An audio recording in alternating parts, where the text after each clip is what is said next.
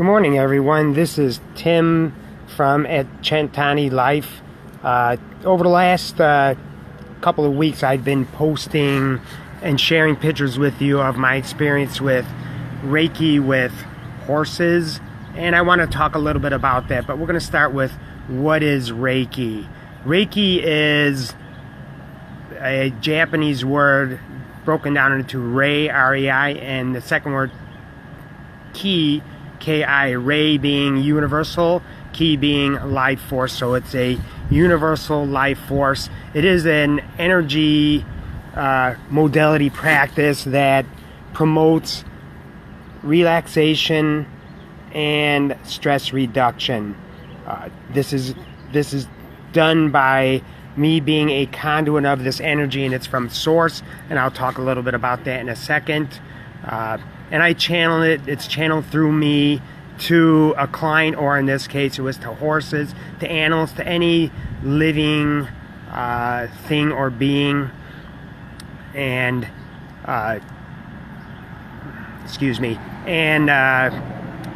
it is either done through light touch or just hovering my hands over the body, or sometimes I use a pendulum. And what I'm scanning for is energy centers of the body called chakras. There are 7 of them, and then sometimes it'll be written that there are 8 chakras. The first one being the root, or your base, and that's for your security issues. The sacral is for like creativity, reproductive organs are housed there. Then you have the solar plexus, or the navel center, right around the belly button area, which is your seat of power. Above that is your heart chakra, and that governs obviously love. It governs any areas in the chest area. Then you have the throat chakra, which governs communication.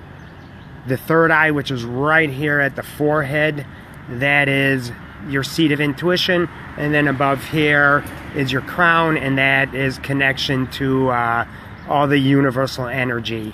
And again, it's written in different ways. Each chakra, and they are considered, chakra means spinning, like a spinning vortex, and it spins in a certain direction when it is open and healthy and allowing energy to flow. These chakras are located on the entire length of the spinal column. And just for an example, if you had a chakra that wasn't blocked, it's not spinning open, maybe it's closed, or it's just barely spinning the energy just very lightly. It could be open, but only partially. One might manifest maybe health issues in the chest, like frequent chest colds, heart issues with the lung, and then the throat, you might find sore throat, or just not speaking with good purpose all the time. The energy is channeled through me.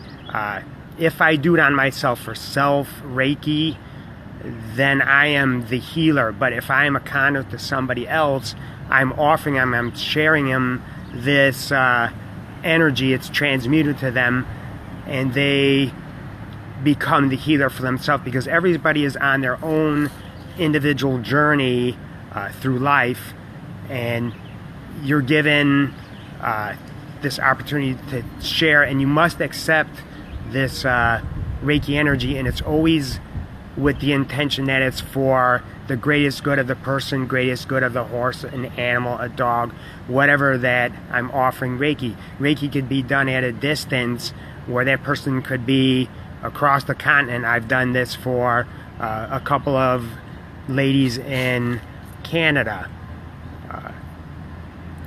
And what happens once I do a session, it's usually about an hour long, it's fully clothed, and you're scanning the body. What does it feel like for me? How do I know? How do I pick something up? It could either be tingling in the hands, it could be a lot of heat, and there are people that have actually shared that with me, that they feel the heat as well in those areas. When I spoke to the Pitt Hills Horsemen's Association a few weeks ago, a gentleman asked me, can you diagnose something? If you were working with my horse, can you diagnose something? And I told him I could feel areas of concern, but if I would say I would diagnose, like say I told him, hey, your horse has congestive heart failure or something like that, I can't do that. I cannot pick that up. If I did, that would be practicing medicine or veterinary medicine or medicine in general without a license, and that could get somebody in big trouble. So that's just a little long and short of Reiki. You could find a little bit more on my website about the whole experience, and I will be posting gradually blogs that explain more in depth about the chakras. So now let's talk about what was the experience with the horses like. With the Palos Hills Horsemen's Association, I was in the pen with the horses, and there were 3 of them. They kind of did a round robin type of just coming in close to me.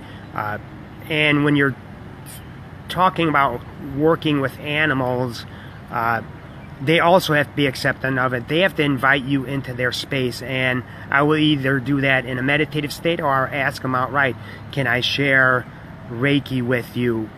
And these horses, you could tell at first they were just a little bit tentative, but then he eventually came and I was able to lay my hands on them, and again they went round robin. One would come in, one would go out. When it comes in, when we do a session with a human, it's usually about an hour. With an animal, they accept what they need and then they move on. They don't stay there with you, and I don't even have to be up close or personal with the animal. If they don't want to, they could be out in their stall eating, grazing, and I could just offer that Reiki. And it's like a bubbling, babbling brook that just it flows over. The energy just flows over. One of the best experiences I've had is when I was talking to the Horsemen's Association. I was in a pen facing them. A horse named Cody came up and just laid its head right on my shoulder as expressing gratitude. The second experience that I had was at the Equine Learning Center in Crete, Illinois. And there were 2 horses and a mule. And the mule was like about 1,200 pounds or even more than that. It was new to the stable, so I wasn't able to get right in there with it. So I just offered Reiki. But it came and stuck its head in. It was a little tentative at first, but then when it showed its gratitude, it just started doing a little gumming on my arms with its lips, and then it actually put its teeth a little bit on me, just a little gentle bite. The other 2 horses, they were brought out of their stall, and if you remember my pictures, or if you go back and look, you'll see they were tied off or held. And what these animals do, and horses are probably one of the most energetically intuitive of animal species.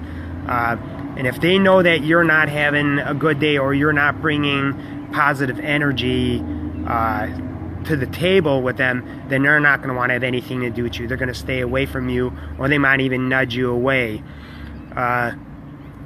In this case, they did not, and the horses actually would start turning their bodies to where they wanted me to offer the Reiki, and I was able to come up close. Most beautiful experience was with the brown horse. His name was Ed. I hugged him, and I could feel the heat from his heart just radiating to mine.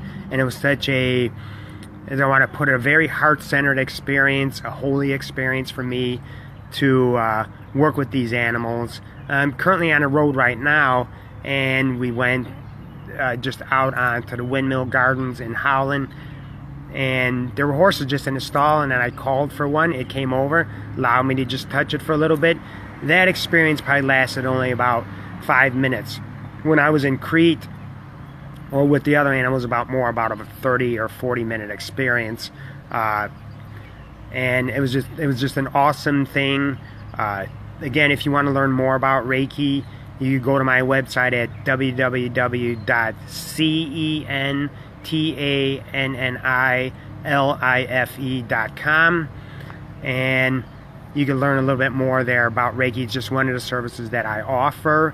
And for the month of July, if you purchase any health coaching or personal training package, then I will offer you a complimentary Reiki session. You could also purchase Reiki sessions as a standalone option for you as well. And again, Reiki promotes relaxation and stress reduction. And when it comes to any kind of journey in life or lifestyle modification, stress is something that can